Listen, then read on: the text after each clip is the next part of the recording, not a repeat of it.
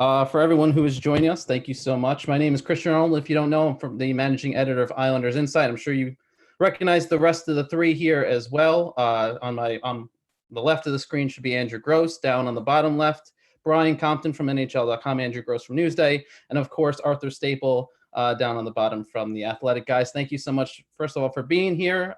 We haven't seen each other in a while. Probably better for my own ego because you guys constantly pick on me and make fun of me. But it is actually very great to see all three of you today. It's been too long, and I'm sure Islander fans are excited to see you as well with some hockey questions and just kind of get away from what else is going on in the world. So hopefully, like I was saying to these guys before we went on, that hopefully we'll have some fun here, just some Islanders chat, maybe some other stuff we've been doing around the quarantine. Feel free to decorating tips from you, Christian, because the room really looks good. Thanks, Arthur. It is, I do what I can. I have a small bedroom, so this is, I work with what I got here. How much do you pay mom rent, Christian? Oh my God, really? We're like 5 seconds into this, and I got away from you. All right. Yeah, that's right. You guys have had these all. We can't talk about Andrew's hair the entire time, so we got. I was waiting to get to that.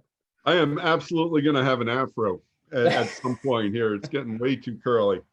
I will tell you, there's a reason why I have a hat. Fluffing it up like that. Not helping. It's very cool to have Carrot Top join us. Yeah. Yeah. For those watching, feel free to throw some questions into the chat if you're watching on Twitter Live or Periscope. Feel free to throw those questions in. We'll get to them at some point. But guys, obviously, season's on pause. We're not doing too much of anything right now other than waiting for things to get going. But obviously, some Islanders news, obviously with Ilya Sorokin likely coming to New York sometime when his contract expires at the end of this month, if I'm not mistaken. I'll start with Andrew. Obviously, the reaction to that, and what that means for the Islanders organization going forward. I mean, obviously, this is what they've been looking for since they drafted him in 2014 or thereabouts after. They originally went after Semyon Varlamov because Mitch Korn had always liked Varlamov, but also with this idea, I think that Varlamov and Sorokin at some point could form a pretty decent tandem there. And obviously the thought is, Sorokin will be, as much of a number one goalie going forward, not necessarily the next season or whenever hockey is played again. And I also think Sorokin's buddy, Shesterkin, he's probably going to need a little bit of seasoning in the AHL at first. Shesterkin, I don't think came up till January. People, that's easy to forget that he hasn't been there all that long. But, I think this is just going according to the plan that Lou has had and Mitch Korn have had and Piero Greco and Barry Trotz have had, is to pull this guy into the franchise and, him and Varlamov be the goalie tandem going forward. Arthur, is this something that you actually ever saw happening now that, he's kind of been the white whale for the Islanders for so long. It seems surreal that this actually could be coming to fruition after all this time. There were certainly lots of twists and turns, and when you're dealing with a big player from Russia, there's kind of two competing, interests. It's the agent and the league over there that want them to stay, and then there's people over here, different agent, different league. So you don't always get the best information from either side. But I think when he made his brief appearance at, I think, a prospect camp in 2016, the Islanders basically had to smuggle him out of Russia to get him there. You kind of knew this was going to be maybe a longer process. And when he signed that 3-year deal that's just now ending, I think a lot of fans lost hope, and even some of the Islanders people lost hope a little bit. But with all the changes that they've had, and I think certainly bringing in Varlamov probably helps. And we'll have to see it with all the unknowns about when hockey's even going to come back. It's kind of ironic that now he's chosen to come, and we don't know when there's going to be games, as opposed to having the games and not knowing when he's coming. So it'll be a little bit more of a wait, I'm sure. And given all those uncertainties, if it's most likely a contract for next year, a 1-year deal, I'm not so sure he's going to start in the AHL. The Islanders have a lot of considerations guys that they have to sign. With whatever the salary cap is going to be, we know it's not going to go up. It might even go down. Maybe there's some compliance buyouts, all these things that are in the air. But they're going to be tight up against the cap, so they may need a guy on an entry-level deal, at least at that position, and maybe at a couple others. So I think we see him start in the NHL, and maybe doesn't play quite as much right away. But I think fans are going to be pretty excited by him, just given his track record, and like Andrew said, given the track record of his buddy Shesterkin, who's basically pushing Henrik Lundqvist out the door with the Rangers. This is going to be a fun rivalry for a long time. Yeah, I mean, Brian Arthur kind of talked a little bit right there, but obviously the rivalry, Shesterkin and Sorokin kind of have a history. They're buddy a little bit there. How exciting that is that for New York hockey as a whole, is for the Islander Ranger rivalry as a whole. You kind of have a new element where these are two potentially exciting, talented goaltenders that could be here for the long run. Yeah, I think expectations need to be tempered until he gets here and we know how good he is. But if Shesterkin is any gauge, just the games that I think I covered a couple of Ranger games the past few months, this kid's the real deal, man. I mean, he's a lot of fun. So if Sorokin is on that level, this rivalry is going to be as good as it's been for God knows how long. We're talking probably since the 80s, because the 90s were a wash because the Islanders weren't very good, and then the Rangers weren't very good at the turn of the century. So if Sorokin's the real deal, that rivalry is going to be a ton of fun for sure. And it also raises kind of an interesting question now. Obviously, Islanders have Semyon Varlamov, who a lot of people thinking was that he came here with the thought of helping to bring Sorokin over. Now that seems like a likelihood. Now you kind of have this tandem where we're going to assume that those two are going to be it going forward, and puts Thomas Greiss in a little bit of an interesting situation. He's on the last year of his contract. We're not really sure when or if the season will resume. I guess what is Thomas Greiss's thought process or kind of feeling right now with everything going on, Andrew? I mean, not to tip off everyone, I heard that the Devils might have interest in him for next season, and I think that might be a good landing spot for him. I mean, who knows what this is probably the current Devils management thinking, and who knows whether Fitzgerald and who's going to be the coach. I know they brought in Gerard Gallant for an interview, so maybe the next management team, if there is one, goes a different direction. But I think, for Thomas Greiss, I know he likes the area and he's kind of settled here with his wife. I'm sure, that might not be a bad solution for him either. And the Devils certainly need goaltending. But, I as good as he's been with the organization, and he really has been a steadying presence, maybe his play is not always at the A+ level, or the A level that the Islanders would have liked, maybe on more of a consistent basis. But Bryce has been a really functional, pretty decent goalie for this team, and I do think he likes the area, and I do think he would be working with Mackenzie Blackwood with the Devils. I think that would be a really good pair for that franchise. And it also kind of raises that question too: how much does Varlamov start going forward? How much do you put Sorokin in? If let's say he's here next year, how much, and he's in the NHL, let's say, how much time do you give him at that point? Arthur, I mean, how do you, if you're the Islanders and you're the coaching staff, how do you kind of work out that balance to not overwork the kid, but obviously give him the opportunity to kind of get some games and get some reps in? Well, the KHL season is so much shorter. He's really used to having 40, 45 games and then playoffs as kind of a maximum for his season, when he's been the clear number one for the Red Army team.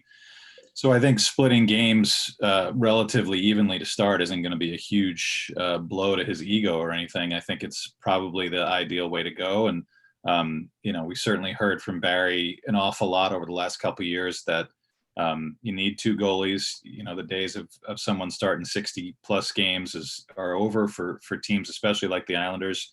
And when you think about whatever the next season is going to look like, it's going to be condensed for sure. It's not going to be, we're not going to start training camp in September and go all the way through a normal season. So you're definitely going to need two goalies that are ready to play almost an even amount of games. And I would imagine Varlamov is good with that. And I imagine Sorokin will be good with that, just because this is his first go round. So, I think if you see them, whatever length the season, 82 games, 72, whatever they can get in, I don't think there's going to be a big number of starts that separates those two guys if Sorokin can get up to speed in time.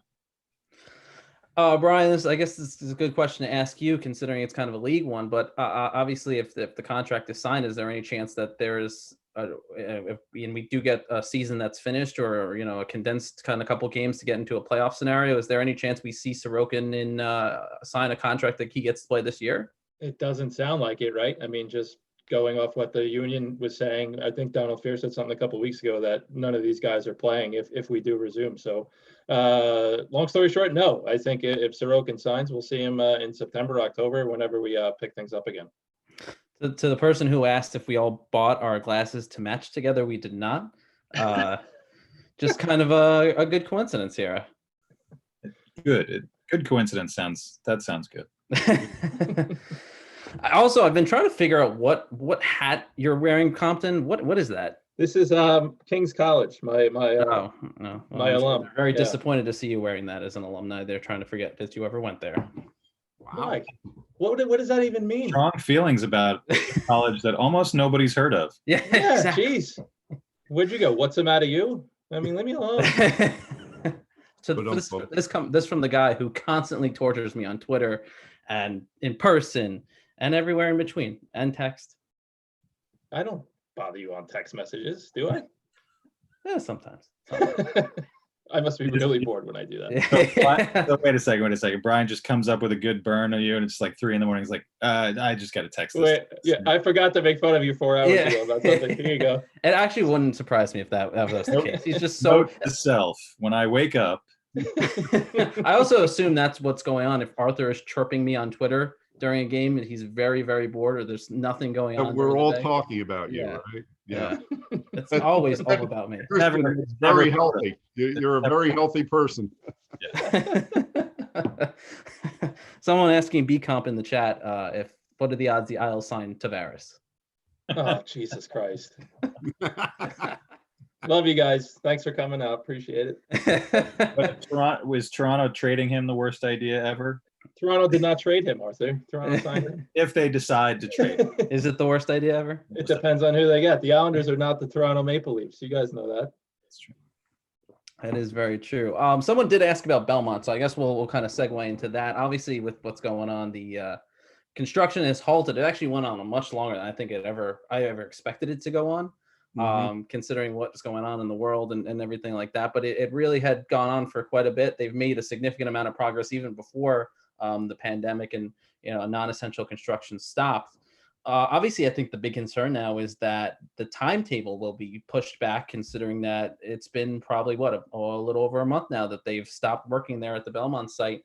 Even though I think when Governor Cuomo was in at the Nassau Coliseum in February, that they said they were ahead of schedule. So. Andrew, I'll start with you on this. Do you expect this pandemic and the halt in construction to have a big impact on the timeline of when we can see the Islanders get into the new Belmont Arena? Eventually, I probably a big impact. I expected eventually to have an impact, but they were ahead of schedule. And this mild winter really has helped the cause. Because they were getting to the point in the construction where they're going to complete everything, and then next winter was all going to be about indoor building. So if they can still manage to get to that point where they complete the outside structure and start working on the inside, they may be able to get this thing back on track. But I think we're getting to the point probably within a month or so, 6 weeks, where if they can't restart, there are going to be ramifications for when they're going to be able to start playing games down there. Now, I don't, I'm not an engineering genius. I'm not a genius in general, as these guys will attest. But we've seen you try and do math. Yeah. But I mean, as far as, how deep, they want to open in October 21, when, reasonably close to the start of that NHL season. Does that mean, maybe if they open up in November, the Islanders have to start on an 8-9 game road trip and, play all their exhibition games elsewhere? That might be one scenario, but I don't think anyone has the exact answer yet, because you don't even know when, no one can tell you, no government official, no medical expert, your next door neighbor, no one has a clue as to when some sort of normalcy in terms of the economy and business are going to return. And obviously with kind of that potential to impacting it, Andrew, you kind of hinted at it there, them starting on a lengthy road trip, or even could is that, Brian, you think that's something you think could happen as well, or how do you see it playing out? Yeah, I mean, like just piggybacking what Andrew said, they definitely benefited from this winter that we had. I mean, talking to Peter Luco back in February, I guess it was, they already had 30% of the steel put in the ground. Thank God, because of the winter that we had. So, look, we saw this with the Devils, right, and the Rangers when they were redoing MSG. They played a ton on the road at the start of the year, and then pick things up late October, early November. So that's something that you could see at Belmont as well, I would think. Arthur, are you surprised at how quickly? I mean, even before everything happened, like I was saying, it seemed like they were going at a pretty quick pace with how fast a lot of the building was going up already. Is it surprising to see how quickly that the site has been moving as far as getting a lot of the base construction done? Not really. It's it's an open site. You think about buildings that have been built in the city. Certainly Barclays Center is probably the most recent one, when you have to fit that into a couple of city blocks and work with the infrastructure that's around in downtown Brooklyn. That's going to slow things down. Belmont is a wide open spot. There's not a lot going on there most of the year. So it's an ideal scenario to get a lot of work done. And when you start to hear the Governor Cuomo talk about the plan to open things up, I would imagine that a big construction site is probably that's outdoors is going to be one of the first non-essential businesses to get back going. So I think when we think about a timeline when it's as far as our kids going to school or sports games, that's a longer way off than putting some a crew back to work to start to finish the exterior of that building. So I don't get the sense that they're going to fall too far behind. And like the guy said, just to have been able to build as quickly as they did to get to the point that they got to last month was obviously a big help. And these buildings, when they're not going up in an old shell of another building like the one in Seattle, or the renovations at MSG, you can go pretty fast when you got a whole big empty footprint to work with. And this is all for all three of you. Best guess, obviously no one knows what's going to happen, but best guess here, the Islanders opening the 21-22 season at Belmont, or is it like Arthur and Brian and Andrew were kind of saying, where it is kind of pushed back and they maybe start a month on the road? Best guess here. What do you think? Andrew, go. Best guess is that I don't think that arena is ready for day one of the regular season. And I think the contract also allows the Islanders can play regular season games at the Coliseum in that season. I think the way the contract is written. So I think that's also a fallback position. Arthur, I didn't mean to cut you off there. You started talking. I think it'll be ready. Like you said, they probably start on the road for a week. But yeah, I think they can get it to where they can have fans in the building. And certainly when we think about having fans in a building, man, I hope it happens by then. Seriously, that would make it an even more triumphant scenario to be able to start the season there and have a full house. Become, if they can get back to work in the next month or so, and we have another winter like we just had, I think that they'll be okay. I think that they can even play that October of 21. Someone was asking in the chat about the play of Pajot through his first couple games here with the Islanders. Obviously, the Islanders haven't had a ton of success. Wait a second. Go. I don't even remember them getting this guy. I feel like that was like 10 years ago. It really does. Pajot, he came here on the deadline. It rings a bell. I got it. This day reminder at all? So they wanted to know what your guys' thoughts about his play so far. Is there any cause for concern out of the first couple games that you've seen him in? Who's going first? I didn't see any cause for concern. I think he came as advertised. I mean, it was kind of he's thrown into a difficult situation with the team that's not playing well. But I didn't see anything in his game that, sent up any red flags. And in fact, talking to his teammates, specifically Matthew Barzal, I mean, they were really excited, with what he had brought to the team and how he kind of, lengthened the lineup, as it were, better, 1 through 9. I mean, I thought the first couple of games certainly were, was a big entrance he made, scoring a goal against the Rangers and jumping in to drop the gloves with Jacob Trouba there, and then scoring another goal in the next game against St. Louis. I think he tailed off a little bit after that. He was definitely, I think the fact that they didn't win either of those games, maybe he sort of felt like he needed to do a little bit more than he was needed to be doing. And I think with Cizikas out, maybe that put a little more pressure on him. New guy, kind of filling that bottom six, energy guy role. But yeah, I think in the long term, it's a good fit, and really the lack of success they had with him in the lineup, I think, had a lot more to do with the lack of success they'd been having for the previous couple months rather than what anything he specifically was doing. Yeah, I was banging on this drum for months, so I'm not going to say that this was a bad fit all of a sudden.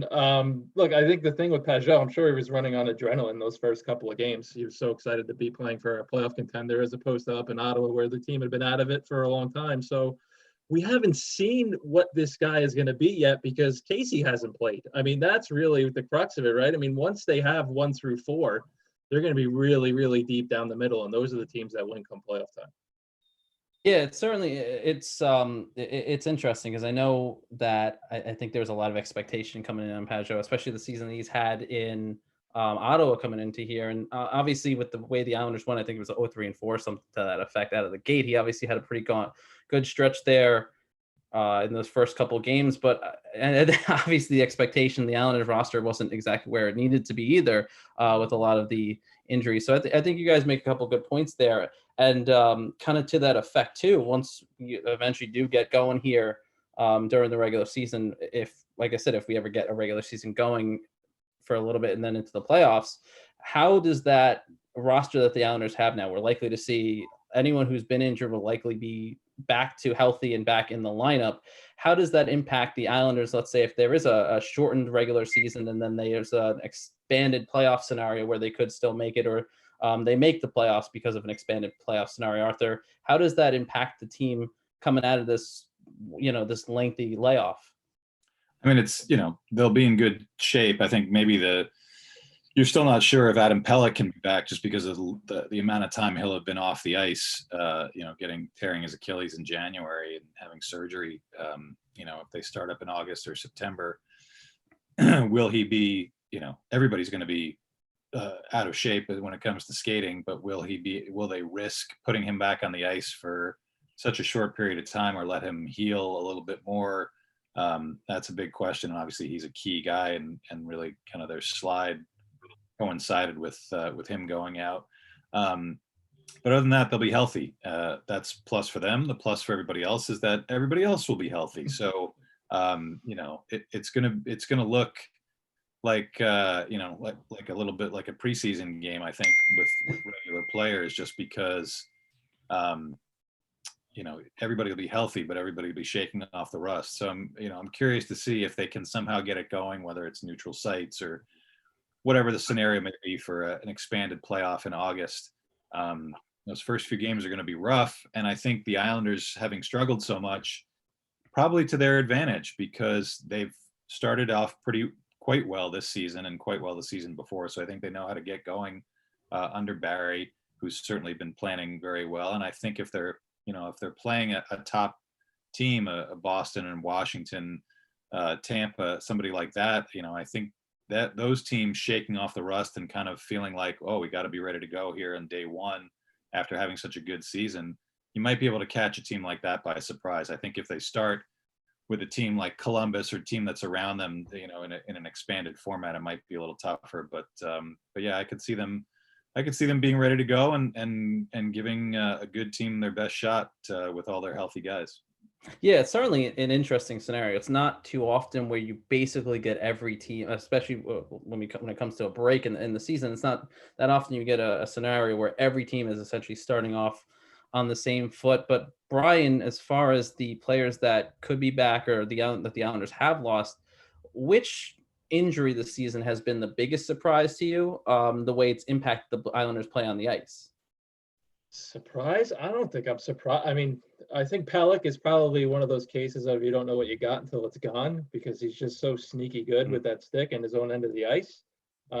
You knew when Casey got hurt that especially because that happened before they got Pajot, that they were just going to be in trouble, because Casey's really the engine for that hockey team on most nights, right? I mean, he's always in the starting lineup, kills penalties, does everything really. So I think losing Casey just put an exclamation point on the way things were going south after Adam got hurt. So, but with a healthy group, and I'm with Arthur on this, like if we happen to come back in the next 6 to 10 weeks, whatever it's going to be, and Adam feels good, I don't think that I would even play him. I mean, once they got Andy Green, that was the hole to fill, right?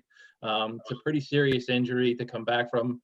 I know it's been a few months, and had they made the second round of the playoffs, once Adam went down, there was talk that he could play, but just throwing everything back into the mix at once and only having a couple of weeks to get ready with a camp, if that's what's going to go down.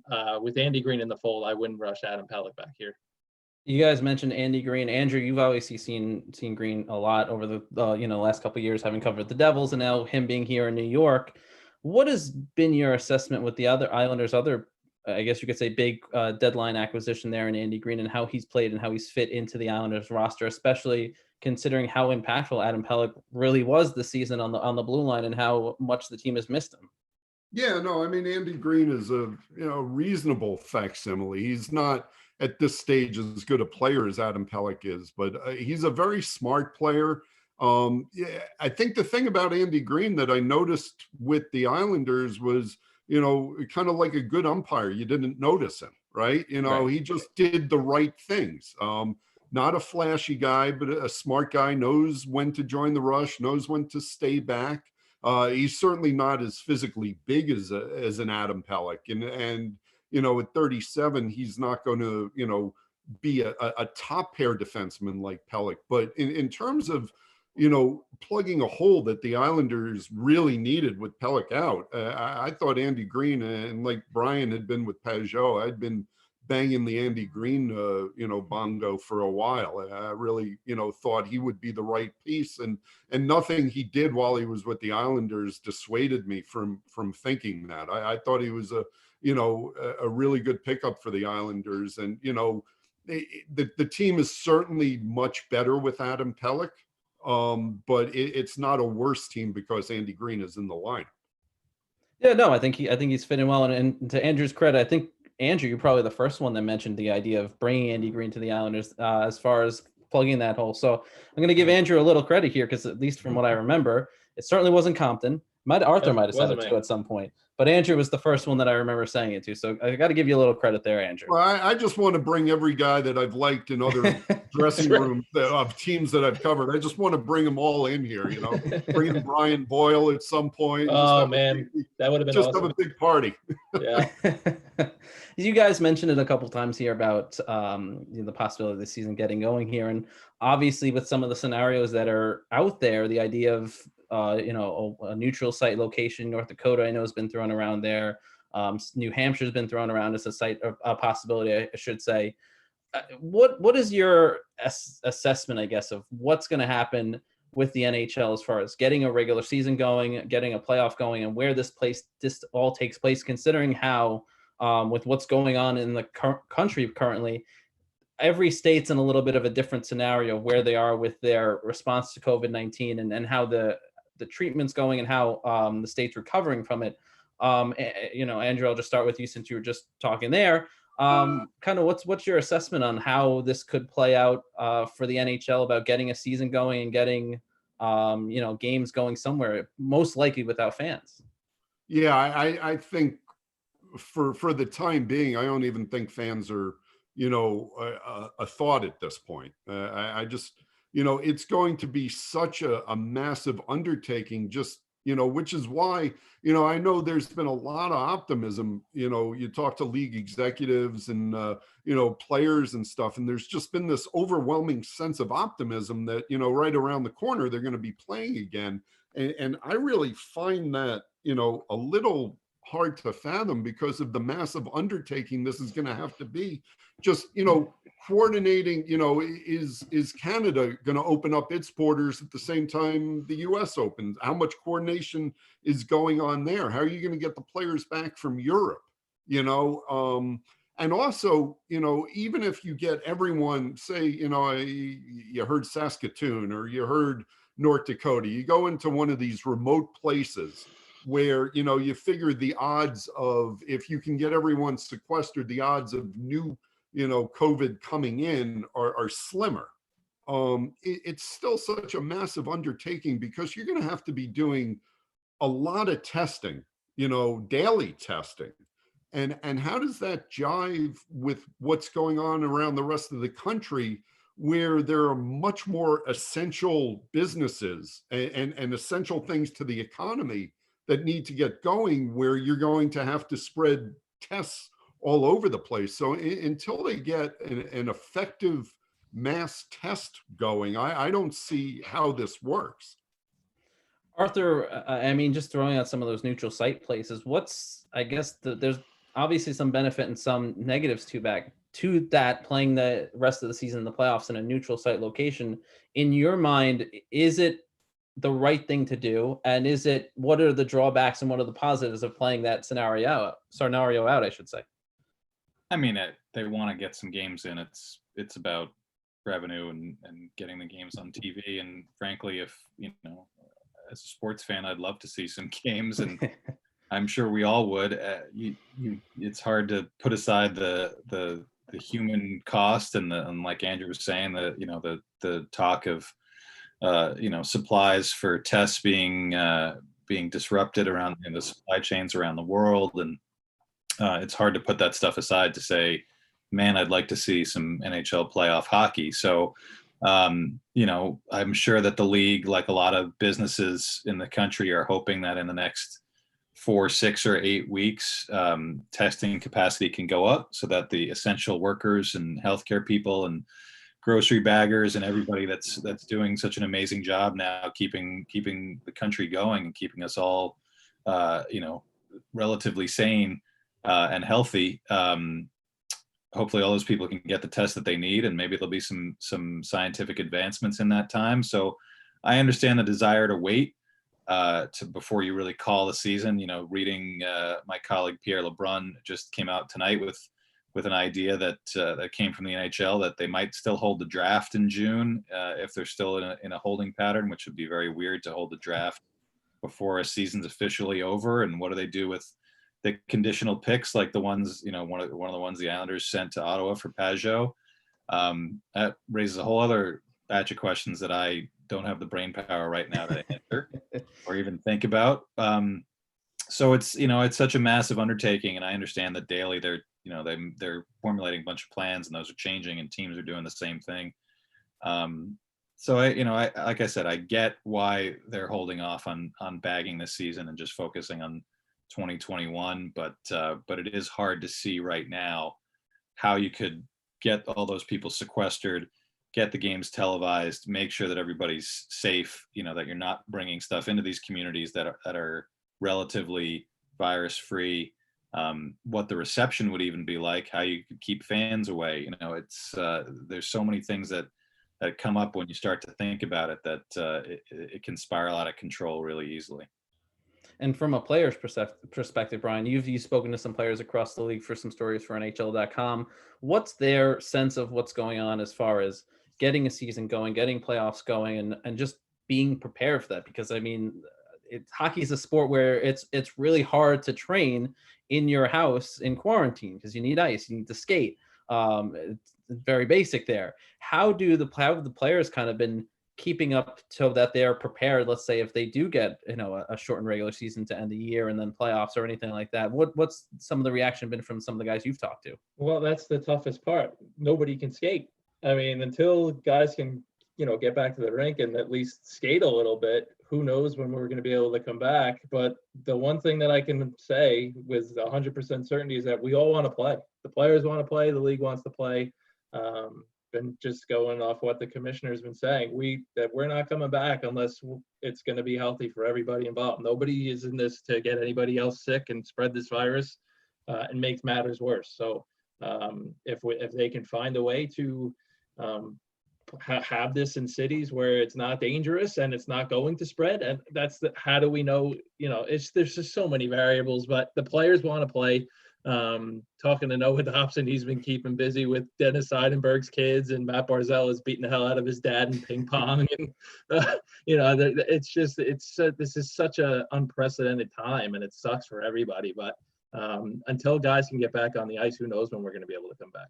Yeah, because if I could just chime in, the absolute worst thing that could happen is they make all these plans and they actually get it going, and then they have to stop it again because there are more. I mean, that absolutely cannot happen. If they get going, it has to go to completion at that point. They can't have stops and starts. Oh, it would be brutal. I mean, for the players, for the fans, even just for the psyche of the country. Let's say the NHL and the NBA are the only sport going on. I mean, that's such a tough thing for everyone to watch and be like so excited to get sports back, and then to see it have to stop again because something happened. And it's not even just sports; it's life. I mean, what's going on in Georgia? Reopening bowling alleys, and what are you guys doing? I mean, it's insane. And the numbers aren't even going down yet. And the reopening stuff, like there's no way any of this is going to go away until we do what we're told. It's insane what's going on. It really is. I think the one benefit really of calling the season, and I'm sure this has been discussed in the league office, is that when you start to get into the draft and free agency, people get so excited about that. I think you just saw the ratings for the WNBA draft were through the roof because it was the only game in town, and it was exciting with Sabrina Ionescu going to the New York team, and the NFL draft is going to do crazy numbers. The off season is a whole season unto itself for a great portion of the fan base for every team, especially the Islanders. I know they don't have a ton of draft picks this year, but given all the uncertainties with the salary cap and the guys the Islanders have to sign, and our guys going to take different kinds of deals, it would certainly keep us busy, and it would keep us busy on Twitter fielding questions from fans. And I think the fans would really get into it. So, I think that, to me, as we start to inch closer to a deadline where they can't play any games or it's just not going to be feasible, it would probably be better 4 weeks, 6 weeks to say, let's just focus on next season and get into a proper off season, because I think that, that gets people excited. It certainly, I think Andrew and I can both attest, when you see the numbers of people that read our stories, sometimes the ones that are about the games trail way behind the ones about draft prospects and things like that. So, the interest is definitely there. And I think that would be more exciting and a little bit more normal for everybody, from the fans all the way to the executives. So you guys mentioned the offseason. So someone watching the broadcast here on Twitter is asking, given the loss of the revenue and the uncertainty with player salaries, do you think this increases the chances of Barzal signing a bridge deal? Arthur, I'll let you start there. Bridge deal or not, I do kind of wonder what guys are thinking, especially elite guys like him. Is it worth it to him to try to force the Islanders' hand and get every last penny out of this? I mean, I understand everybody has agents and everybody's got a job to do. But I do also wonder, you're going to be in a situation where no matter what happens with your contract, you're going to be giving some of it back because the revenues are going to be going down. Do you want to max out something that's front loaded? Do you have to start looking for a more mid-range type of thing? Do you need to go longer term so that you can make more money in years 3, 4, 5, when revenues will ideally be coming back up? It's going to be interesting, the calculations on both sides. It's not just going to be get me the most money I can. And also there's, maybe I'm a little naive, but I think society is going to maybe dictate some views from certain players going into free agency or restricted free agency, and say, is this a good look for me? I rely on the popularity of my jersey or my team, and I'm trying to go for every last dollar while fans are losing their jobs and they're going to be unable to come to the games. So, maybe the one good thing that will come out of all of this, as far as the NHL is concerned, is a little bit more harmony, a little bit more streamlining of the off-season process. maybe it's just wishful thinking. I've been cooped up too long. My cynicism for my body, but I have to think in the back of my mind that something along those lines will happen. Certainly on the labor front, just to get things moving from this point, or whenever they can get back going. But when they're in the proper off season, will Barzal, will Ryan Pulock, will they be looking for, the crazy deals that went to RFAs last summer? I can't imagine that they will. Andrew, your thoughts? Well, I always thought Barzal was probably gonna go for a bridge contract anyway. I kind of thought that that's where this was gonna wind up. I think it makes a lot of sense for Barzal's end, to take less money, in terms of the overall contract, but preserve, a lot of his UFA, where he can make a lot of money. So I always thought he was going to come in on a bridge deal. And I agree with Arthur. I think hockey players are going to be very attuned to not wanting to seem greedy at this moment, perhaps more than any of the other sports, in a way. With no disrespect to any of the other professional athletes, I just think hockey players at times are a lot more, they're a lot more community based. They're part of the community somehow. It seems a lot more than some of the other professional athletes. And I, obviously there are going to be some big contracts doled out, compared to what all of us are making, right? It's going to be enough money, but Arthur's correct. I mean, a lot of their money is going right back into the pot right now. So, what does it mean if they get, a $9 million contract, right now, a front loaded $9 million contract? It's kind of paper money for these guys right now. So I do think it's going to, obviously the hockey economy, like the rest of the economy, is going to be depressed. And I do think, hockey players in general are going to be very attuned to that. And B Comp, final thoughts? I'm curious to see how this whole mess is going to impact Matt's contract situation, because before this pandemic came into light here, I think Andrew's on board with me. I thought that this was going to be a mess. Honestly, I thought this could be a situation where it could go a la the Nylander situation, where we wouldn't see Matthew till around December 1st, because you guys have talked to him about this stuff more than I have, but I'm pretty sure he's told both of you how happy he was for other RFAs who really cashed in, ranted in, Marner, those guys. So maybe if there's any positive in this whole situation, maybe Matthew lowers his price moving forward here. But before this, I thought it was going to be a really long time before Lou and Matt hammered all this stuff out. I can second what Brian said. We have had those discussions, and I was on board with thinking this was going to be much more to the difficult edge than the easy edge in terms of a negotiation. And I'm not saying he's a bad guy. He's a star, and he knows it, and he wants to be paid like one. I mean, God bless him. I mean, you only have so many cracks at these contracts, right? So he's a savvy guy. Yeah, I mean, he's easily, to me, a $9 million a year player right now. He was right on top of everything that went on with Mitch Marner. I mean, he knew everything that was going on there. Right, no coincidence. Sticking with the off-season theme too, couple people have asked about the odds of Zach Parise coming to the Islanders over the summer. Obviously, he was almost dealt to the Islanders at the deadline, apparently. And people are curious if there's any chance that comes back around and there's something there over the summer that can be worked out. Andrew? Well, yeah, I mean, he's a Lou guy, right? And there was definitely something there. Yeah, it would not shock me one bit. I mean, me personally, and I like Zach. I like Zach both as a person and as a player, but I don't like that contract for the Islanders. So I would, to me, that's sort of like the Mets taking on Robinson Cano at this point in his career. And, so, I think Zach would be really good, next season and maybe even the season after that for this team. He would be a really needed piece, but I don't like the cost for the Islanders here. Arthur, let's call you Lou Lamoriello for a second. Is this a move you try and work out over the summer? You calling me old, Christian? Is that what that's I'm calling you the GM at the moment. What's the only person old in this room is B Comp. Arthur's older than I am. Easy. So's Andrew. Yeah. And I got everyone beat. So.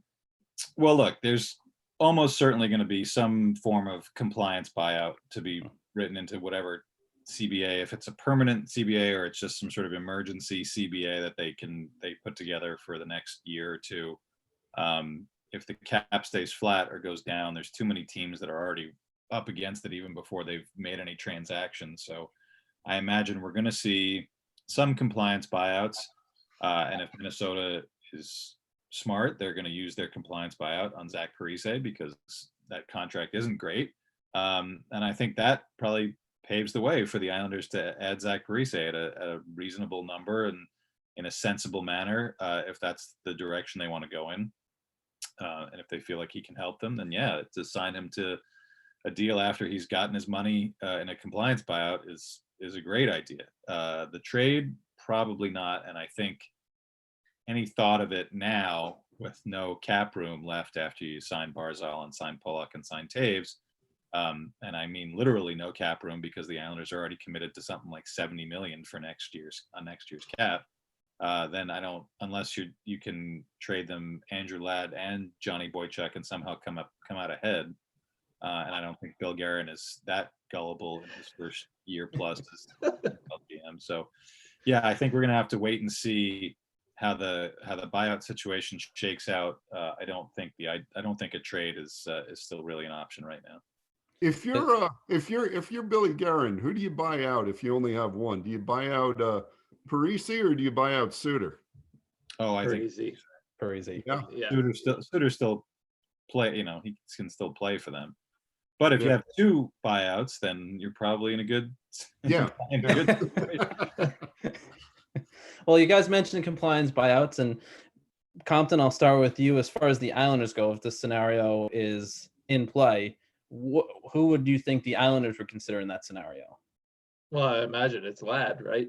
It's Ladd or Leo, probably in that order. I can't think of really anybody else. It's just a shame. Like for me, I go all the way back to 2016 with Andrew. I just think that was the guy that Guard should have targeted at the deadline to boost what was already a pretty good hockey team. And instead, it just went the other way. They waited till July 1st and gave him that massive contract. And I think he scored 23 goals that first year. But since then, it just has not worked out. He's had so many injuries.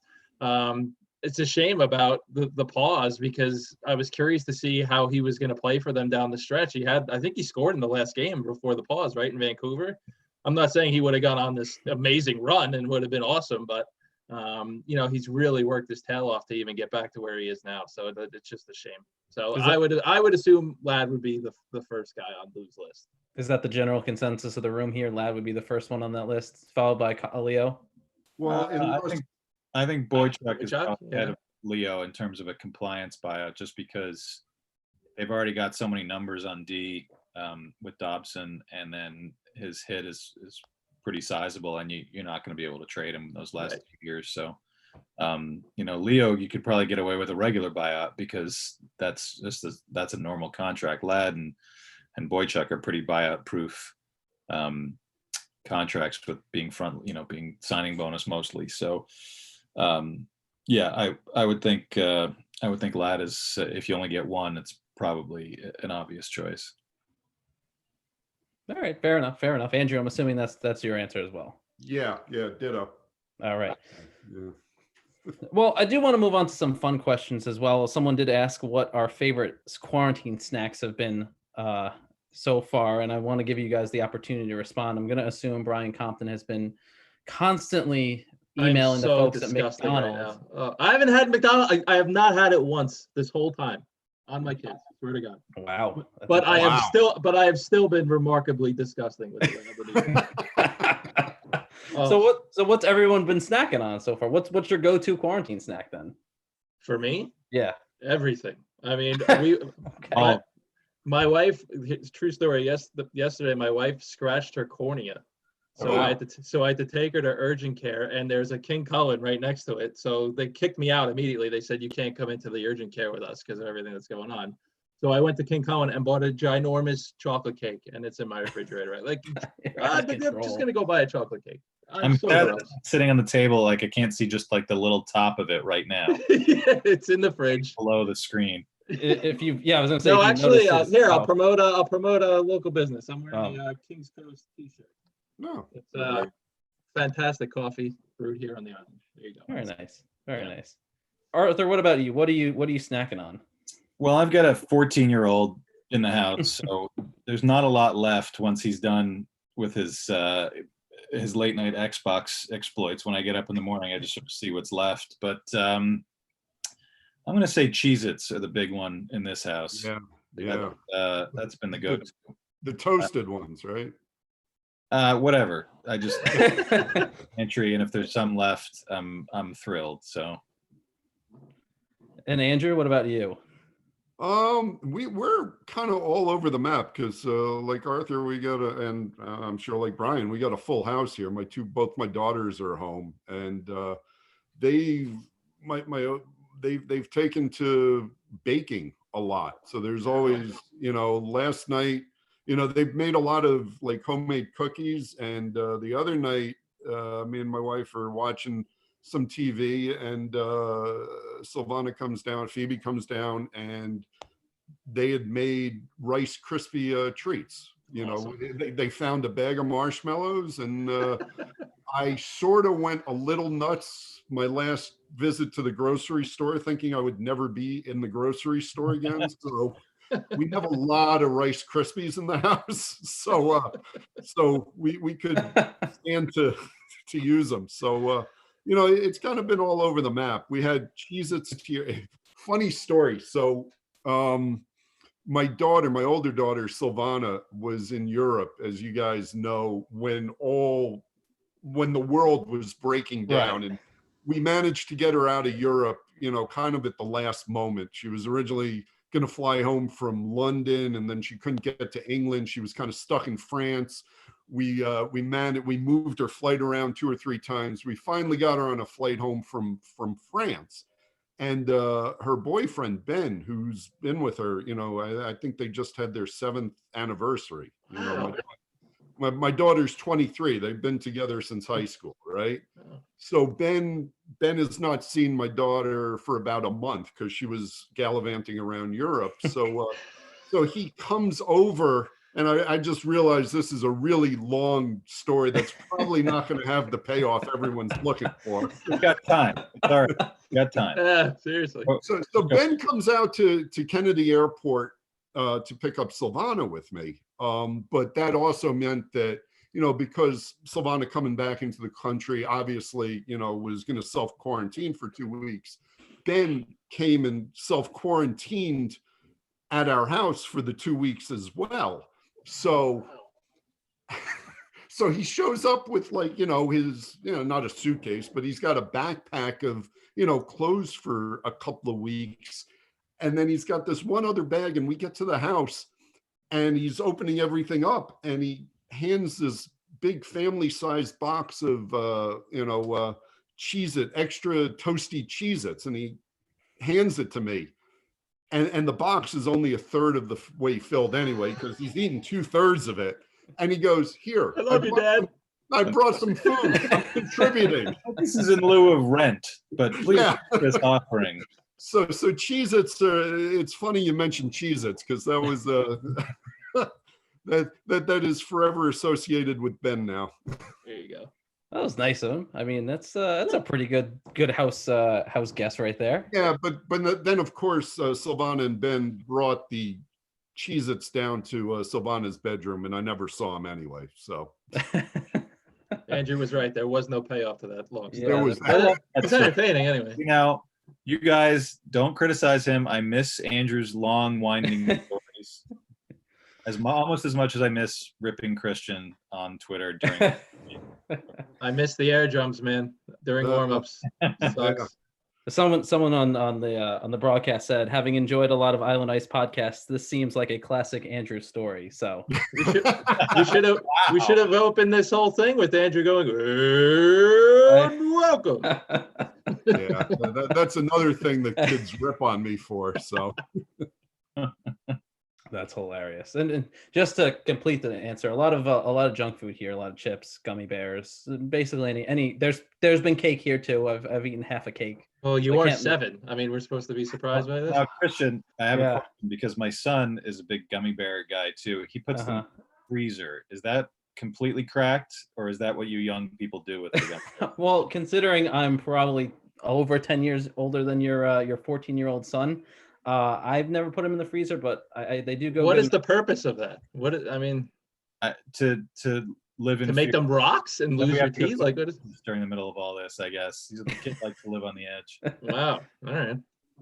Well, Uh, I do want to ask you, since you just brought up, you said you missed the air drums and all that. What do you guys miss most about being in at the Barclays and the Nassau Coliseum, covering games and kind of doing what we usually do or used to doing right now? Well, I miss a lot of this. Human adult interaction. I have a 14-year-old and a 4-year-old and a 2-year-old. So most of my days are spent just saying no or stop that or drop that or go do this. It's way more tiring than covering the Islanders. So that's what I miss the most, is just turning to someone and saying something that I don't have to censor myself. Right. I think you broke Twitter when you tweeted that out the other week. Yeah, it's it's been a lot. I've seen every episode of Bubble Guppies. Oh man. God bless. You guys are all past that, except for Yeah. you. Yeah. That's not to mean that Christian still watches those. I just mean that he is not a parent yet. There we go. Find out at some point what those things are. Yes. And I'll tell you one thing. Thank you for not insulting me on that moment. I don't miss being stuck in traffic every morning driving out to Long Island. Andrew, I don't know how you do it, brother. I really don't. Believe me. Well, Arthur does the same thing. He's got the same commute. No, No. it's quiet time. There's music on. Yeah, no, that I don't know about you guys, but I actually like having some alone time, and I've had 0 minutes of alone time. Here it is. This is the longest stretch of time I haven't had somebody sitting in 2 feet from me in the last 6 weeks. So You know, I spend it with you guys. So a lot about our group here.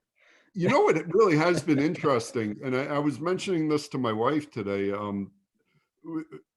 For many years, we did not sit down to have like more than like maybe one family dinner every 2 or 3 weeks, between me traveling and my wife's crazy schedule and one or the other kid being away at college. And now, you know, the family dinner has really become like something really special to me. And we, you know, every night at around 6:30, the 4 of us sit down, we eat, and we usually hang out together for at least an hour, you know, laughing it up. So that, if there's one thing I'm taking out of this, is, you know, that's been special to me. Yeah, I'm with you. I mean, when there aren't any games, I'm in the office in Manhattan from 6 at night till 2 in the morning. So I never ever have have dinner with my family. So my wife mentioned it multiple times. Like, this is great. I'm like, are you sure it's me? I mean, what's the big deal? But yeah, so that's been awesome. I miss talking to the guys after we talk to the guys, if that makes any sense. Just BSing with them, like talking with Maddie about fantasy football and stuff like that. And because guys forget, these are real people too, with real families, and you know, walking into the room after Andrew's daughter was born and just, you know, giving him a high five and saying how great being a dad is, and how great he's going to be at it, which I'm sure he is. It's that stuff. That's what I miss. And I miss doing airplane quotes with Andrew at dinner before games. I mean, I can't do that with my wife because she hates when I do that stuff. Actually, I was cleaning out my turtle tank a couple of weeks ago, and Whoa, time out here. What? Can we start over? What's in the turtle tank? Just a turtle? Cuff and link? yeah, it's a 75-gallon tank with one turtle in it. One turtle? Well, it's a very angry, territorial turtle. We tried putting a This second story is turtle. way better than your daughter's boyfriend. Yeah, it really is. All right, But go ahead. I want to hear more about I'm sorry. So as I'm cleaning the turtle tank out, Airplane is on TV, and I'm actually texting Airplane quotes to Brian He as this was. is going. Yeah. So we're just going back and forth with Airplane quotes. It was normal for about 2 minutes. It was a lot of fun. my wife consented to watch Slapshot, and we didn't finish it. She disliked it so much. What? Wow. Really? Oh man. I showed that to the kids. They loved it, or they sat through it. Yeah, They sat through it. They sat through it. Christian, that's something that's definitely not from your era. Do you enjoy watching Slapshot? So I've actually never seen Slapshot to this day. Even as a hockey writer, I still have not. You should seen not be Slapshot. allowed to cover the sport unless you've Yeah. seen Slapshot. I'm sorry. I don't know. That should be a rule. Brian. What? It's a whole different generation. It looks It stupid. doesn't matter. It should be like I mean, I'm sure it's a good movie. I'm sure I'd laugh at certain points, but I'm not It's not gonna. a good movie. It's an enjoyable movie. Yeah. Okay. All right. See. So then there's no reason for me to actually go and see it. I feel like Arthur is vindicating my position here. I don't know. Meeting the Hanson brothers was like one of the top 5 things in my life. It was amazing. I had multiple Count up. beers. So you got married to your childhood sweetheart and 2 kids. Yeah. That's 3. So one of the last 2 spots. Andrew, what's the 5th one? Getting married, having my 2 daughters, Hanson. meeting the Hanson brothers, and playing CBGBs. That's a pretty good top 5. I had multiple drinks with Dr. Hook in Johnstown, Pennsylvania, where Slapshot was filmed. Nice. So I had that. That Wow, was yeah. that was a great night. Someone in the chat asked Arthur, who has of the 3 of us, meaning me, Andrew, and B Comp, and I probably know the answer to this. No, I know the answer is. Who has the? I mean, I'm going to edit this because the word they did not use wasn't FCC friendly. Who has the worst musical taste in the group? Oh, you, Christian. It's not even not even close. I don't even know what Christian likes, so I can't even say it's Christian. He's an EDM fan. Is that my I like a little bit of everything. Like I listen to country music, I'll listen to EDM, I'll listen to rock. The first concert I ever saw. The only time you really get excited about any music that's around us at a game is when they're playing the EDM stuff. So because I know it bugs you guys so much, so it's enjoyable for me to see how much it irks you as other people in the press box. You actually look like you're about to step out and DJ an EDM. Yeah. I'd be making a lot more money if I could do that. The one thing I'll give you credit for, Christian, is you know what everything is. It's actually rather impressive. Like whatever crappy song comes on, like the dance remixes, I'm like, what is this? And you know who it is immediately. So I'll give you credit for that. For the record, too, I've give B-Comp a lot of garbage for his terrible taste in Kiss, because they are awful. But I have said to him, if you tell me when there's a concert next, I will go and I will give it a shot in person. Nobody knows when there's a concert next. Well, this was before this. I said this before the pandemic hit. Kiss are still upright. When the next time fans can go to a concert, you should definitely go. All right, you should come. Yes, I've said I will go. I'm not opposed to going. All right, 100% not. All right. I mean, it's going to be terrible. They're awful. Will you put on the makeup though? No, I've never done that. Honestly. Don't lie. I swear to God, I won't do that. I will never do that. I've never done that. No, if the 4 of us go to the Kiss farewell show at Citi Field, like I'll be Ace, you can be Paul, he should be Peter Criss, and Arthur can be Gene Simmons. I'll be drunk. That I wouldn't put past you. Someone does want to know, Brian, how you became friendly with CM Punk. I had him on the podcast with you, Christian, back in 2014, 15, something like that. Yeah. And he started following. I was just there. Right, and then he started following me on Twitter, and we've just been. I wouldn't say we're friends. Like he doesn't text me like, "Hey, what's up? What are you doing this weekend?" But he'll DM me on Twitter every now and then about the Blackhawks. Like, is this true or is this not true? And we go from there. Sometimes we do Slapshot quotes back and forth, which is fun because that's his favorite movie ever made. Well, I feel like you just broke Andrew's heart there. I think he thought that was a really special bond between you two. I'm good. No. Hockey is the bond. Even that went up for 2 months. Good for you.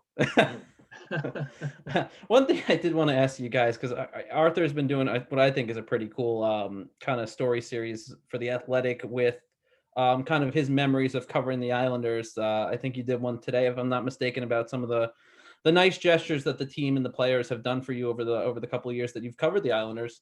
Sorry, go ahead. And geez, I'm giving you a compliment here. I'm talking up your story. And so, Andrew, anyway, I'm going to ask you. So forget Arthur. I wanted to, all three of you, I wanted to kind of get some of your favorite memories covering hockey in general, because everyone here has all kind of had a pretty extensive career covering the game of hockey and covering sports. Andrew, you've covered all three teams. Arthur, you've covered both New York teams, as well as, I said two, as well as the some of the New York Giants and B-Comp. You've had a pretty extensive career too, covering some minor league hockey, and then obviously working for the NHL and the New York Post. So I will start with Arthur, since this question derived from his series, and I was curious what your favorite, most memorable, whatever the case may be, moment covering the sport of hockey. Whoa, you really put me on the spot here. I was lucky when I was in high school. I got to work for Stan Fischler, and growing up in the city and growing up as a hockey fan, everybody knew who Stan was. I had a ton of his books and always used to read his stuff in the hockey news. And then I ended up interning for him and being his Rangers correspondent when I was a senior in high school. And it was, to just the experience of going into a locker room and interviewing people was pretty amazing to me. And when I got to college, I got to up in Boston. I still would do some work for him from time to time, and had a press pass to go to the Old Garden when I was free to do it. And my first year in college, the Oilers won the Cup in Boston, and I was in the world's smallest visitors dressing room in the Old Garden, and was about 2 inches from the cup. Somebody, trying to remember who it was, dumped an entire bottle of cheap champagne over my head. So that kind of stuff stayed with me and was kind of like, oh yeah, this is something I always thought that I wanted to do, but when you actually get to do it, a reasonable facsimile of it, interviewing people, it wasn't on deadline or anything like that, but it just kind of soaking up that atmosphere made me realize even more that I wanted to keep doing it. And hockey was something that was special to me because it was kind of the first sport that I really liked. And when I got to cover the Rangers starting in 2001 for a few years, that was the team I grew up 10 blocks from the Garden rooting for them. And that was another milestone that was really important to me. And, and then covering the Islanders again almost a decade ago and not knowing what that was going to be like, and meeting lots of fans who people I consider friends now, people in the organization I consider friends. Probably the thing that stands out the most is meeting Jiggs McDonald when he would fill in for Howie Rose and do a couple road trips. And when I was a kid, I was a Ranger fan. I hated Jiggs's voice because it always meant the Islanders were winning and the Rangers were losing. And I just thought, this guy is a jerk. And anybody who's ever met Jiggs, it's the nicest guy in the face of the earth. After talking to him for 2 seconds, you'd be the worst person on earth. So just meeting Jiggs and having that memory as a kid and thinking that, oh my God, I couldn't stand this guy. And he's quite genuinely the nicest person you could ever possibly meet. That's probably the strongest one to me. It's not necessarily the games or the players, but it's always the people around and that the ones that you stay friends with. And meeting Jiggs and being able to call him a friend is really probably the biggest one for me. B-Comp, what about you? I guess it was in 2005. I was covering Trenton in the East Coast League, and they made the finals, which went into June, and my daughter was due June 24th. So this was like the morning of June 1st was game 6, and they had a 3-2 series lead. And my wife called me like right before they took the ice for the morning skate. She's like, I'm not going to make it. Like it was her first kid, but she knew we weren't going to make it another 3 weeks. So I'm like a freaking wreck because I'm down in Florida. So I'm sitting next to Mike Havlin watching Florida skate. Mike was the Trenton coach. He was the Blackhawks assistant when they won in 2010. And he could tell that something was wrong. He's like, what's going on? I'm like, Abby, you guys got to wrap this up because my wife could go at any second. I need to get the hell home. So he was so calm. He's like, don't worry, we got this. And they wound up winning like 6-3 or 6-2 or something like that. So that was a really cool moment. And then I guess from an Islanders perspective, probably when they beat Florida in 16, just Ray Ferraro was in the building that day working for TSN, I guess it was. And I talked to him in the morning, and then just seeing the guys afterwards, knowing the pressure that was on them to get over the hump and get them into the second round. Like, I mean, I don't know if you remember this, Art, but Travis Hamonic was almost like crying. I mean, all those down years that they had all together, like Franzi and John, though I know nobody wants to hear about, but they were just, it was such a cool moment just to see them excited and just emoting the way they were. It's a really, really cool night. And Andrew? Yeah, I agree with Arthur.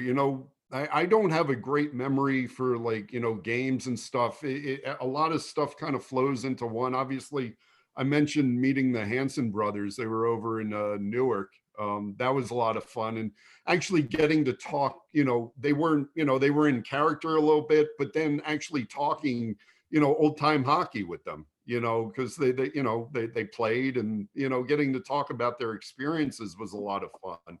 But I swear to God, this is actually true. During the first, I think it was the first lockout. It was one of the two lockouts. I forget which one, either 05, 04, 05, or in 12.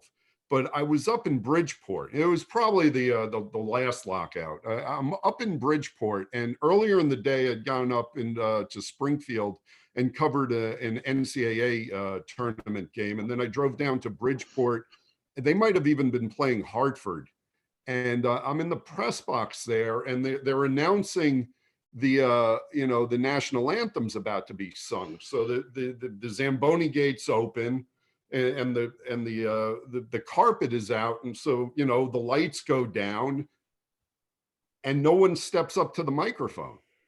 And we're all sort of standing in the press box like, is this a joke? What's going on?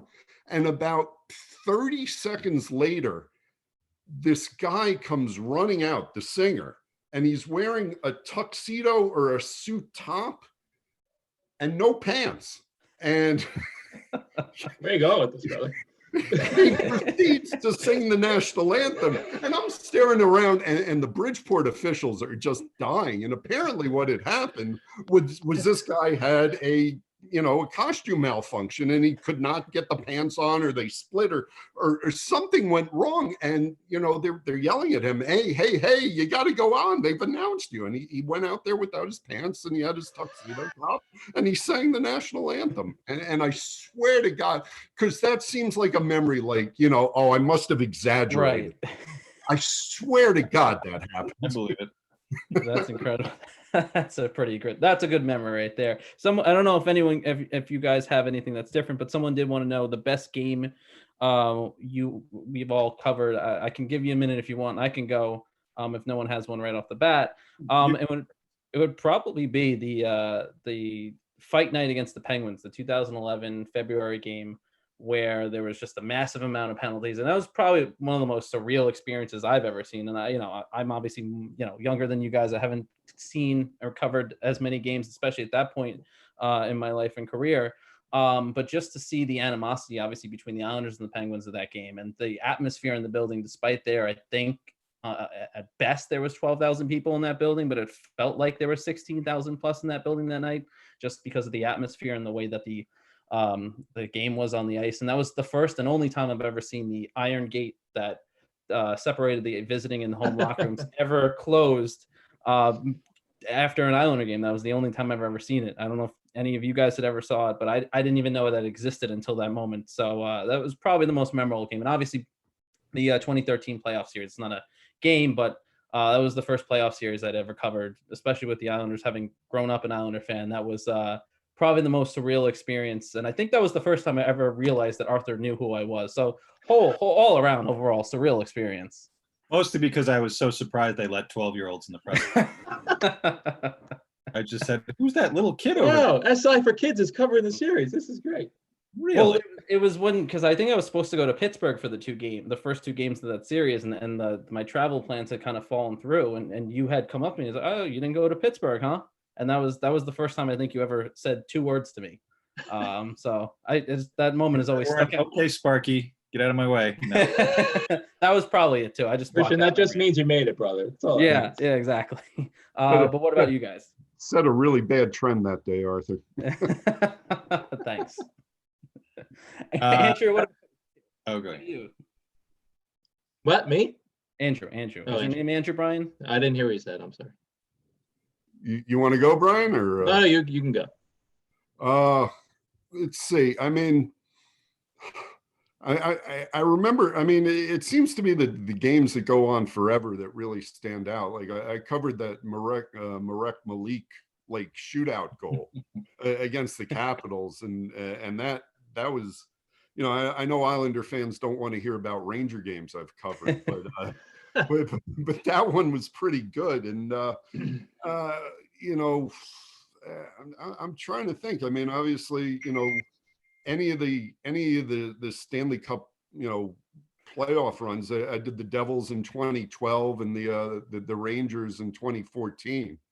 You know, I do remember one Ranger game. We were down in Washington. It was the Marion Gaborik. What was that? The Overtime. Yeah. And did you come out with us, Arthur? Like after the game, like everyone just needed a drink after they smiled. And I think my brother met up with you guys for a minute or two, but I was gassed. But we wound up the only place because by the time we were all done, it was like 1:30 and 2 in the morning, and you would think a city like DC would stay open, but it really doesn't. No. And a bunch of us just like at 2 a.m. got into this Chinese restaurant to drink beer, and like the lights were really dark in there, and like I just remember Arthur's former Newsday colleague Steve Zappe, who was covering the Rangers at that time.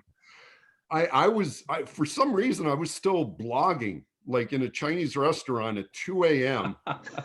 and Steve Zappe is like, you know, just shoving drinks at me and taking photos of me with my laptop out. The whole place is dark. I just that was a memorable night into early morning, you know, and the game, triple overtime games are just unreal, you know, to be a part of. Just not, you know, the tension really does get to you. Sure. B-Comp? Craziest series or game? Most memorable, best game you've covered. Memorable best game. I guess to keep it Islander related, I guess that game 6 against Washington in 15, just thinking that and it turned out to be what we thought was the last game ever at that building. At just the emotion in the building, it was so loud. I think Clutterbuck scored an empty net goal and the place just went ballistic. And then after they got eliminated, just watching the guys like pack up the banners because they were moving out of the building. Right, that was just so surreal. And then for me, because I grew up in that building, just I think I did 3 laps around that concourse after we were done working, just to walk. Like, I can't believe this is the last time I'm ever going to be in this place. It was hard. It really was. My dad took me to my first game in '84, Kenny Morrow's overtime goal against the Rangers in Game 5. So it was a long history there, and luckily we were able to go back. But that was it was an afternoon game, right? Game 6, I think. Yeah, I believe so. Yeah, that was a day I won't ever forget. That was nuts. And Arthur? Yeah, you know, the one that always stands out is the first playoff game that I covered while I was on the beat in 13. Just that Game 3. I know they lost it in overtime. But that was another day game, and it was so loud. I couldn't, like, from the minute the fans came in, it was the only thing that rivaled it was the game when Tavares came back with Toronto last season. Yeah. To see a group of people, and there was just from the start of the day, like showing up at like 8 a.m. and drinking, you know, day drinking, and then getting in the building at whatever 10:30 or 11, and just keeping the noise level going so much. I remember talking to, when I did a story about that fight night game from 2 years earlier, I talked to a couple of guys who were on that Penguins team in 13, and they were just incredulous at how much noise was in that building. And, you know, in looking back at it, you know how close the Islanders came to winning that series. If they'd gotten a little better goaltending, they certainly would have. But it was wild. And I would say maybe on the positive side, it's probably Game 5 against the Panthers down in Florida. You know, Alan Quine, this guy who played, I think, 4 regular season games that year. He got called up at the end of the year as part of that group of guys that got called up to tank the last 2 games so that they could play Florida, which was probably Jack Capuano's masterstroke in his years as coach, that he absolutely did it. And Alain Vigneault knew that he did it and was pissed that he did it. And it worked out for the Islanders and did not work out for the Rangers. And then whatever, the series is tied, double overtime, the first overtime, the penalty shot that Greiss stopped on Barkov. Yep. And then Quine scores on their second power play of the second overtime. And it's like, you're in the locker room and he's wearing, that was the year the Islanders had this like very 90s 8-ball style leather jacket with the Islanders logo on it. Yes, that they gave that's right. Yeah. the MVP of the game. And he's wearing it. Most guys didn't wear it. He fully had it on.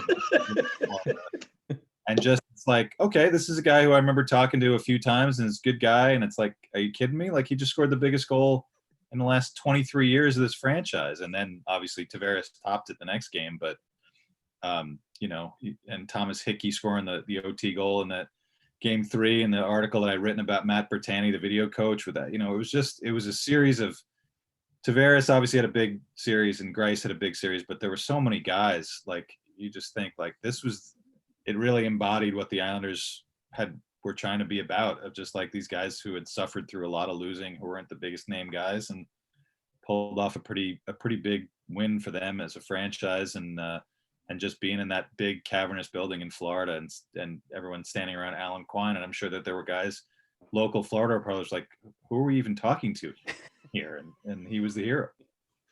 It is insane. That was one of the one series in the last couple of years that I missed. But Arthur, you had mentioned that 2013 series, and I think that was the first time I ever realized, and because people always talked about the Nassau Coliseum and how loud it was, and that was, I think, the first time I ever realized it as how true it was. Even that 2015 series against the Capitals, and obviously even last year against the Penguins, that building was loud. And I've covered a few different sports and different things, and been to some playoff games. It's still nothing has really matched that intensity and that atmosphere. Even I had the good fortune of being at that Ohio State Penn State game back in 2016 when Penn State came back and won in the fourth quarter, and even that, which was a 75,000+ seat stadium, it was loud, it was exciting, the atmosphere and the intensity was there, but it still didn't seem to kind of match what the Nassau Coliseum was. And I think that was the first time that I realized, anyway, that how special that building is and how special it still is to this day. The first game they played back there in the regular season against the Blue Jackets, that was great. That game stands out. And what I remember is, we go into the post-game press conference, and all the fans are just packed down around Shannon's like TV studio, and they're just making noise after the game. They were just there to make noise. They were chanting for everyone. Barry Trotz comes into his own post-game presser to Barry Trotz chants. I mean, that game was pretty outstanding to me. Someone's curious there. I guess this question about last season's playoffs. If they had played at the Nassau Coliseum, would they have prevailed over Carolina? And I think this is something we've all kind of talked about last year during that series was going on. I can't speak for you guys, but I always remember my feeling would be that the venue didn't necessarily make a difference. It was the way the Islanders played, and Carolina, for whatever reason, has always been the kryptonite for the New York Islanders, and that was really on display last year during that second round series when they got swept out of the playoffs. I don't think it was the opponent or the venue. I think it was the layoff. It is Absolutely. so hard. Sure. They were off for 10 days. I mean, that's absurd. And especially come playoff time, you can't just flip that switch back on, especially when you're playing a team that had such an emotional first round win against Washington, right? So, look, we were just talking about 2016. Barclays erupted when Johnny scored that goal. I mean, I don't want to say you couldn't tell it. I mean, obviously you knew you were in a different building, but Barclays rocked in that series. So, and it rocked when they first came back against Tampa in the second round too. So it was the layoff. I don't think it was anything else other than those 10 days off. And really, you look back now, The first game was a 1-0 overtime game. The Islanders outplayed Carolina pretty clearly. In each of those games they had goals called off that Right. could easily have stood. The Anders Lee goal interference one was a joke. That's a goal 10 times out of 10 now this year. And they could have had a 2-0 lead with Taves. In the second game, there's a lot of narrow, close misses, and really that second game they played 2 bad minutes, and Carolina scored 2 goals in that time, and then that was that. They just couldn't score, and given that Carolina had to pull their goalie, switch goalies to Curtis McElhinney, that was a weird series considering how in command that they were and in control the whole series against Pittsburgh. It was surprising, and I know it's easy to say, well, if they'd been in the Coliseum where it was loud, and Carolina might have been a little rattled, and I imagine, some guys on the Hurricanes probably would have thought that maybe having to play in Long Island instead of in Brooklyn, it would have been a little different for them. So maybe that's the only difference you could think of, is that they might have been a little more rattled by all the noise. But yeah, I think it was, if the Islanders had won both of those games handily, wouldn't have been surprised, and it could have been a sweep the other way, because these are 2 relatively inexperienced playoff teams, so the emotion and the momentum kind of carried both of those series, I think. Obviously we've been doing this almost an hour and a half. I want to thank you, all 3 of you, for taking some time out of your day. I know no one's really doing too much, but still, I'm sure you guys have better things to do. So I do appreciate you hopping on here. But I did kind of, again, just want to end it on a fun note. What are we watching? What's on our Netflix during quarantine, guys? What's the Gross family? Let's start with Andrew. What's the Gross family been watching on Netflix during your quarantine?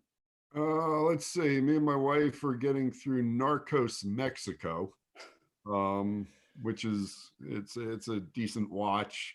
I just got through Altered Carbon, which is kind of funky.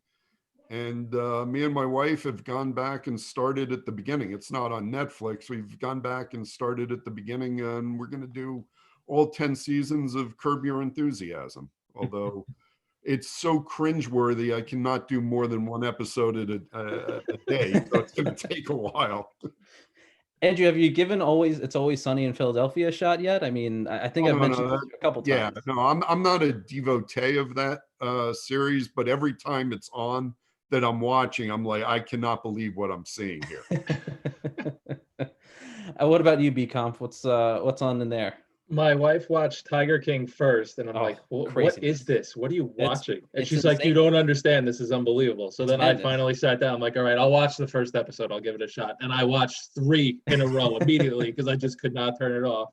So I watched that. I haven't really gotten into. I started watching the Jordan thing today, which I thought was pretty cool, because I don't watch much NBA now, but I watched it a lot back then. I think the NBA was so much fun with Knicks, Bulls, and everything else.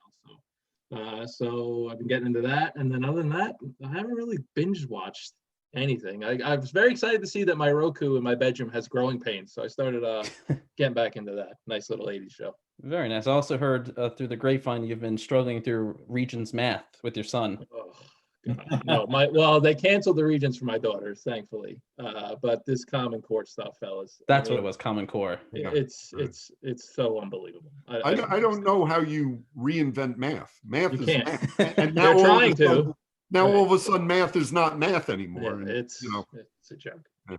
What about you, Arthur? What are you watching in the Staple household? Well, in the 11 minutes between the time that everybody goes to bed and I don't fall asleep, let's see. My wife and I are big Top Chef fans, so there's a current season going on now, and we've thought about going back and watching some old seasons, which is pretty boring sounding. When I want to clear my head and have something nice and soothing, I watch the British Baking Show, because it's just the nicest show around, where they like help each other. It's not a real competition.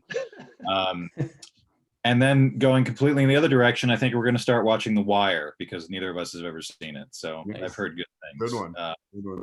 But for the most part, I like things that are a little bit more light-hearted. I feel like everything else is a little heavier these days. So we're gonna stick with the Bravo, Top Chef, Vanderpump, Real Housewives, Oh anything. God.